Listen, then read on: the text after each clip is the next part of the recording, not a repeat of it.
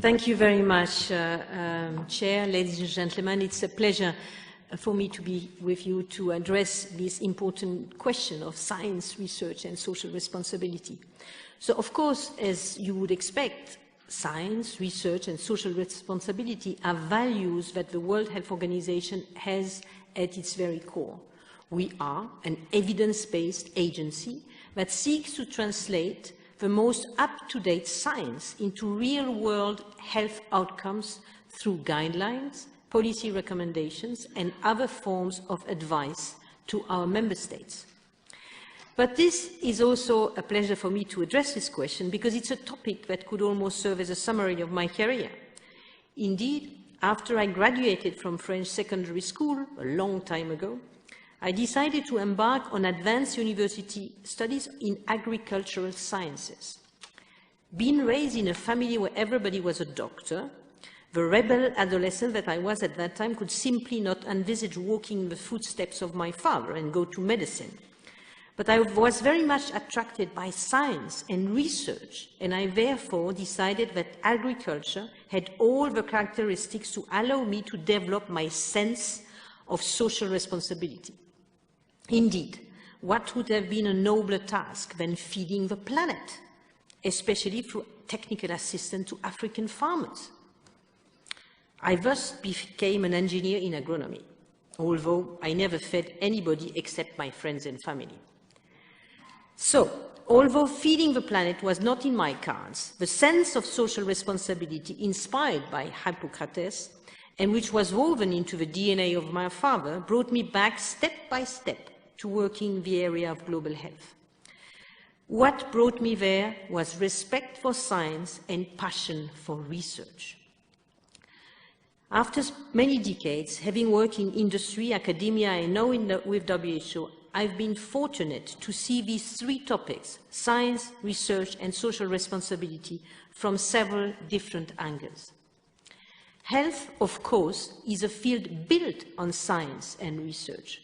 Without biology, there is no understanding of a human body. Without virology, there is no understanding of viruses and how they spread. Without epidemiology, there is no understanding of disease patterns. And without chemistry, there's no drug, and so on and so on. Science and research have a long list of success stories in improving health, from the invention of anesthetic, can you imagine surgery without that, to the unveiling of a human genome just over a decade ago. In fact, if I can draw a parallel with particle physics, the sequencing of a human genetic blueprint is roughly analogous to the discovery of the Higgs boson here at CERN. It gives us an unprecedented understanding of who we are and opens the door to new and powerful ways of treating diseases.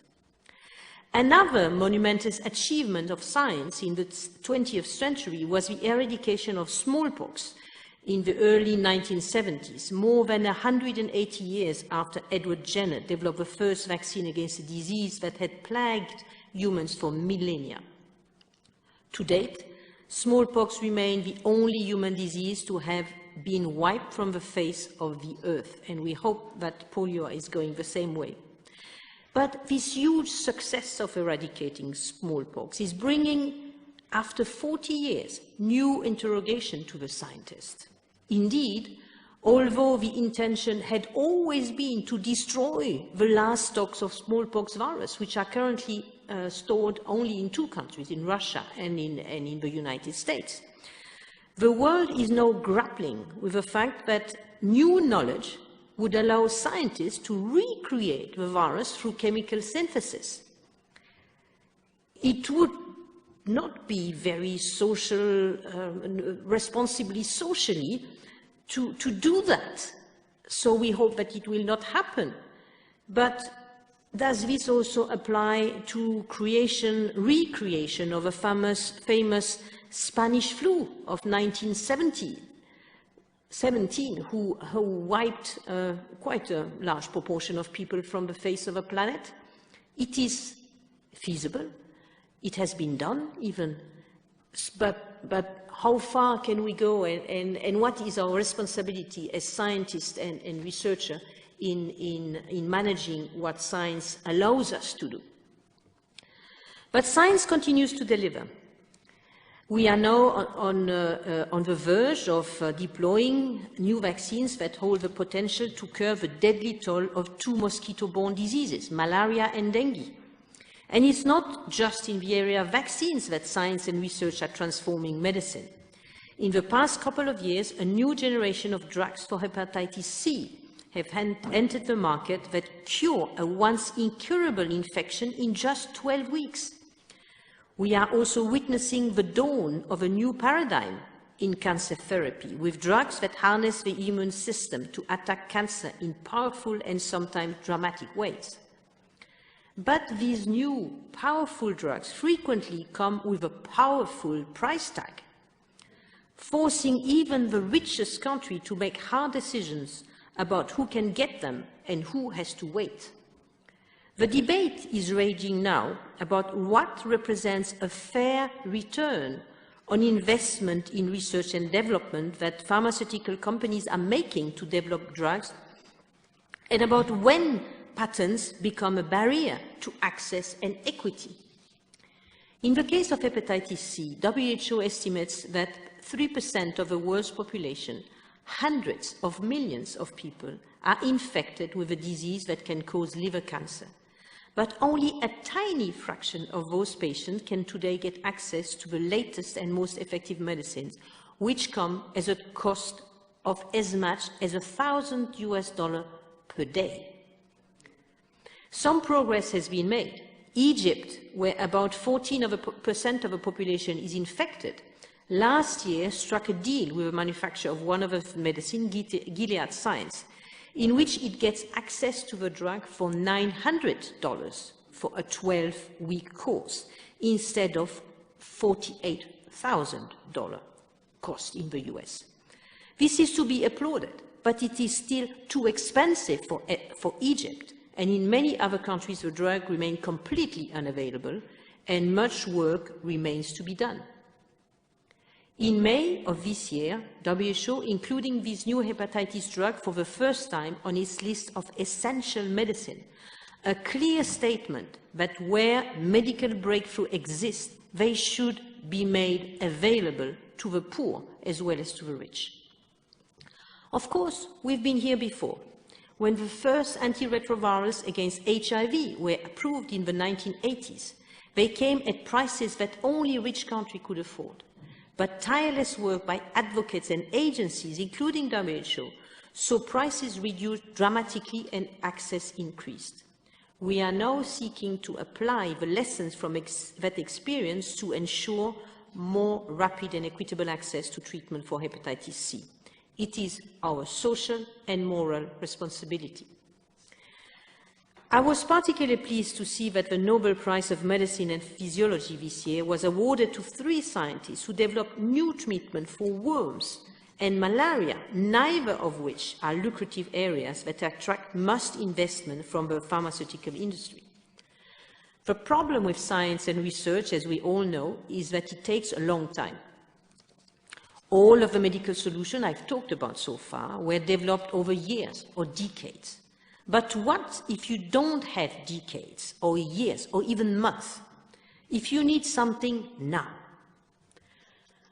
When Ebola first erupted in West Africa last year, ladies and gentlemen, the medical community was completely ill-prepared. We had no vaccines, no diagnostics, no drugs, no treatment, and few medical teams or responders.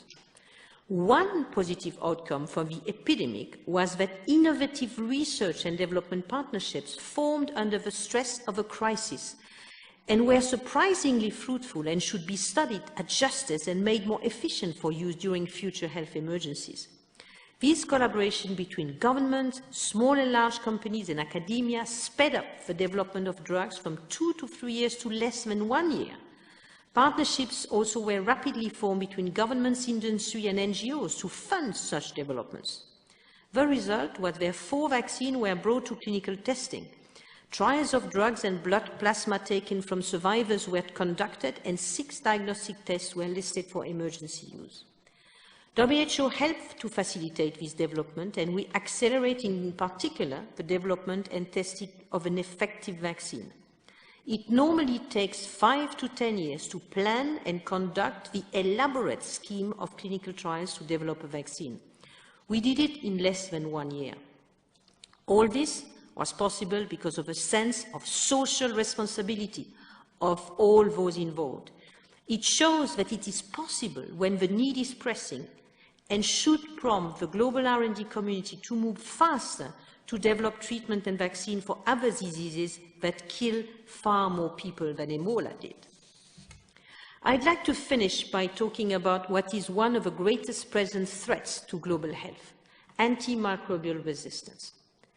Alexander Fleming, who won the Nobel Prize in 1945 for his discovery of penicillin, predicted that resistance to antibiotics would appear. And now, most disease-causing bacteria have developed some resistance to one or more of our antibiotics. Gonorrhea is now resistant to multiple classes of drugs. An epidemic of multi-drug resistant typhoid fever is rolling across parts of Asia and Africa. Only half of multi-drug resistant tuberculosis cases can be cured. And with few replacement products in the pipeline, the world is heading towards a post-antibiotic era in which common infection will once again kill. In May, the WHO highest decision-making body, the World Health Assembly, adopted a global action plan on antimicrobial resistance, and next week marks the first Global Antibiotic Awareness Week. We need science and research to play their part by developing new antibiotics, but we also need social responsibility on the part of governments, doctors, and the general public to ensure the preservation of the precious antibiotics that we still have in our arsenal, and of those that science and research could bring to fruition in the coming decades. Ladies and gentlemen, as Ebola demonstrated in our increasingly globalized world, one country's health crisis is not an isolated problem. It can be a global threat. Pathogens don't carry passports, they do not respect borders or level of economic development. More than at any time in human history, we need science, research, and a mutual sense of social responsibility to safeguard global health, because we're all in this together. Thank you very much.